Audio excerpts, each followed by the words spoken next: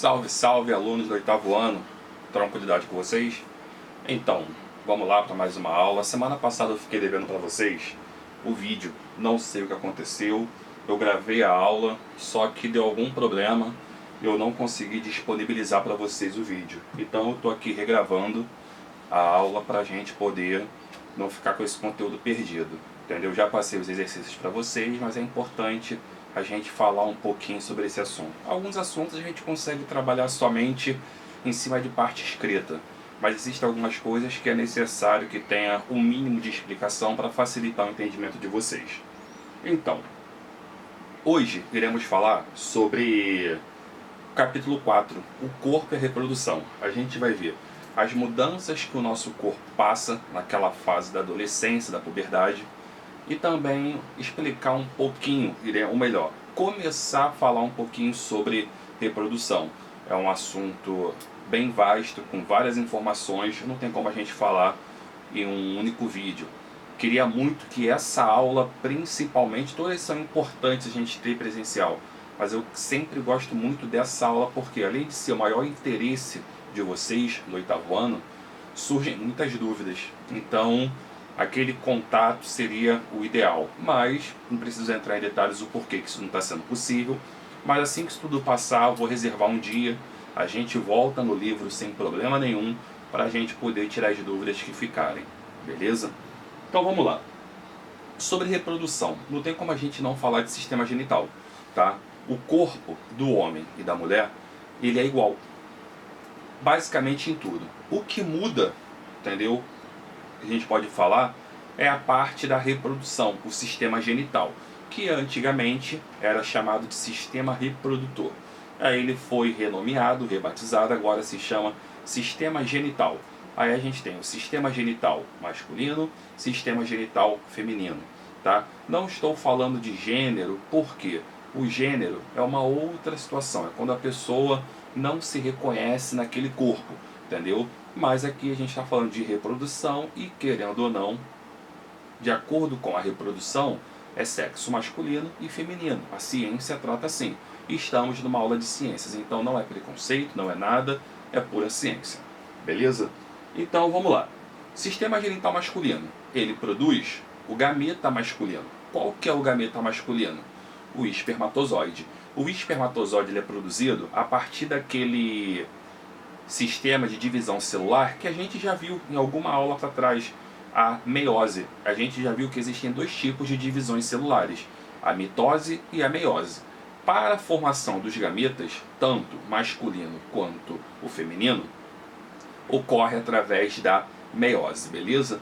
Então, gameta masculino, que é a célula reprodutora masculina, gameta e célula reprodutora é a mesma coisa.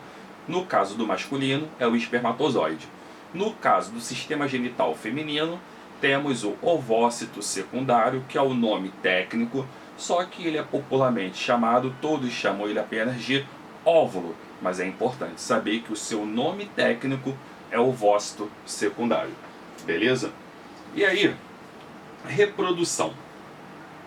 Ano passado, durante o 7º ano, a gente estudou vários e vários tipos de reprodução, de todos os grupos de animais. A gente viu lá que tem a reprodução sexuada e a reprodução assexuada. Vamos relembrar um pouquinho disso. Reprodução sexuada é quando eu tenho o quê? Eu tenho a união dos gametas. Dois indivíduos precisam se unir para poder gerar um terceiro indivíduo, uma nova vida. Então, quando eu preciso da união de partes de dois indivíduos, eu tenho reprodução sexuada. Quando o indivíduo ele é capaz de se reproduzir sozinho, ele não depende de outro, a gente tem a reprodução assexuada. Tranquilo? E também existe o quê? Fecundação interna e fecundação externa. Professor, o que é isso? Vamos relembrar. Fecundação interna é quando o encontro entre esses gametas, o encontro entre o óvulo e o espermatozoide ocorre dentro do corpo. Então, quando esse encontro ocorre dentro do corpo, é fecundação interna. É o nosso caso, tá? O espermatozoide se une ao óvulo dentro do corpo da mamãe. Ah, professor, mas e no caso de uma inseminação artificial? Ah, isso aí é um outro detalhe. Está tendo uma manipulação, a gente está tendo que intervenção humana, de acordo com a ciência, para resolver um problema que um casal possa ter de gerar filhos de forma natural. Então não se aplica. A gente sempre fala da regra geral, do que acontece com normalidade, do que seria o correto acontecer. Mas existem, claro, sempre as exceções. Então nós somos fecundação interna. Dá o exemplo de fecundação externa, professor. Quando o espermatozoide se une com o óvulo fora do corpo. Simples, os peixes. Lembra que a gente viu lá que peixe fêmea libera os seus óvulos na água e o peixe macho libera o seu espermatozoide, e essa união entre esses gametas ocorre fora do corpo, ocorre na água, tá? Então é a diferença de fecundação interna e fecundação externa. No caso da gente, ser humano, reprodução sexuada com fecundação interna, beleza? E é justamente durante o ato sexual da nossa espécie que ocorre o quê? A união desses gametas. Durante a relação sexual, que também pode ser chamada de acasalamento ou cópula, tá? Que ocorre o quê? A união desses gametas. Vai lá, papai deposita a sementinha dele na mamãe e vai germinar e vai nascer a florzinha, que são vocês, tá? Então, mais ou menos nessa dinâmica que ocorre. O livro de vocês traz uma curiosidade e eu até separei aqui para falar para vocês, porque com certeza, se a gente tivesse em aula, isso seria perguntado, isso seria questionado. Só é conhecido pela ciência apenas 4 espécies de animais que se relacionam por prazer. As demais, pelo menos que a ciência tem conhecimento, só essa. As demais só se relacionam, só promovem o acasalamento, o ato sexual, com intuito reprodutivo. Nenhuma das outras irão se relacionar sexualmente em busca de prazer, somente para a reprodução, na época fértil, no período fértil da fêmea, tá? Beleza, mas professor, quais são as espécies, essas 4 espécies que você disse, que podem se relacionar sem única e exclusivamente fins de reprodução, também em busca de prazer? São elas: nós, seres humanos, os golfinhos, os pinguins e os bonobos. O que é bonobo? É uma subespécie de chimpanzé, tá? Aquele macaco, tal, a história da evolução, o homem veio do macaco, esse mesmo. Então, de acordo com a ciência, que a ciência já descobriu, comprova, somente essas 4 espécies podem se relacionarem por prazer. As demais, somente com fins reprodutivos, no período fértil da fêmea. Tranquilidade? Produção de gametas. Como que ocorre isso, pessoal? Bom, quando que o homem ele está pronto para poder fazer um filho, gerar um filho junto com a mulher? Quando ele já consegue ejacular. E ele consegue ejacular a partir do momento que ele já é capaz de produzir espermatozoide. E existe uma diferença entre homens e mulheres, entre meninos e meninas. Por quê? O homem ele irá iniciar a produção de espermatozoide, que ocorre aí, em média, não é uma regra, em média entre os 13 e os 16 anos. Mas acontece em meninos que começaram a produzir espermatozoide a partir de 10. Outros começam apenas com 17, às vezes 18 anos. Mas, na média, a grande maioria está na faixa compreendida entre 13 e 16 anos. Então, o homem, ele inicia a produção de espermatozoide nessa etapa. E essa produção pode durar a vida toda. E qual que é a diferença em relação às meninas, professor? É muito simples. As meninas, elas já nascem com os gametas. Elas já nascem com os óvulos. Os óvulos, os gametas femininos, eles são produzidos no período fetal, enquanto elas estão sendo geradas na barriga da mamãe.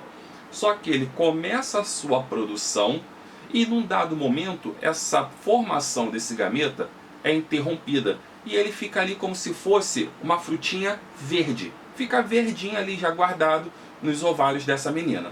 Então, na puberdade dela, que chega na adolescência, esses óvulos irão ser amadurecidos em cada ciclo menstrual, que geralmente um por mês. A gente vai ver que tem algumas exceções, no livro vocês podem ler, vocês vão ver isso.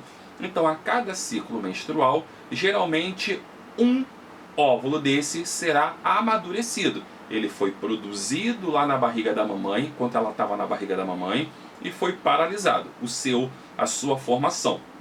Então, quando ela entra na puberdade, com as ações hormonais, todo ciclo menstrual, um óvulo desse vai sofrer ação de hormônio e vai completar a sua formação, que foi iniciada lá no período fetal, enquanto estava na barriga da mamãe. Então, esse óvulo, ele acaba de ser formado, ele se torna maduro, beleza? E é eliminado do ovário nas tubas uterinas, que irão conduzi-lo até o útero. E esse período em que esse óvulo está percorrendo o trajeto entre o ovário e o útero, enquanto ele está na tuba uterina, é o período em que a mulher está no seu período fértil, é a época em que ela pode engravidar.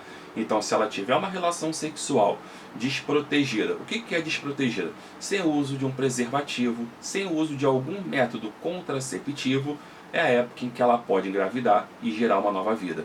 Então, a diferença básica entre meninos e meninas é essa. O menino, ele começa a produzir o seu gameta na puberdade. A menina não. Ela começa a amadurecer os seus gametas na puberdade, porque produzidos, eles já estão desde que ela nasceu. E como ela já nasce com eles, ela tem uma quantidade limitada desses gametas. E conforme ela vai ovulando, ela vai eliminando, ela vai baixando esse estoque.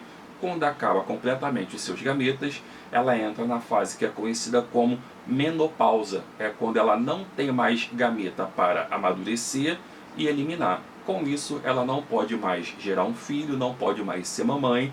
Então ela chega no período conhecido como menopausa. Beleza? E, para finalizar, a gente também tem as mudanças que o nosso corpo sofre durante o quê? Durante esse período da puberdade, na adolescência. As mudanças que ocorrem nas meninas, as mais visíveis: surgimento dos pelos nas axilas, na região pélvica, os pelos pubianos, tá? Tem também o que? Desenvolvimento das mamas, dos seios e alargamento da cintura. São as características mais visíveis. Sempre que eu falo do alargamento da cintura, as pessoas me perguntam por quê? Simples. A forma natural de uma criança nascer é o parto natural. Então, para a criança ter passagem durante o parto e também ter espaço para se desenvolver, o corpo da mulher tende a se alargar um pouco na região da cintura para poder facilitar todo esse processo. Tranquilo? E no caso dos meninos? No caso dos meninos tem o que também? Pelos no sovaco, as axilas, na sovaca que a gente fala no popular, nas axilas, na região pubiana, tá? Na virilha. Tem a barba, que também é característica da puberdade masculina. A voz engrossa, tá? E, ao contrário das mulheres que alargam a cintura, no homem é comum alargar o quê?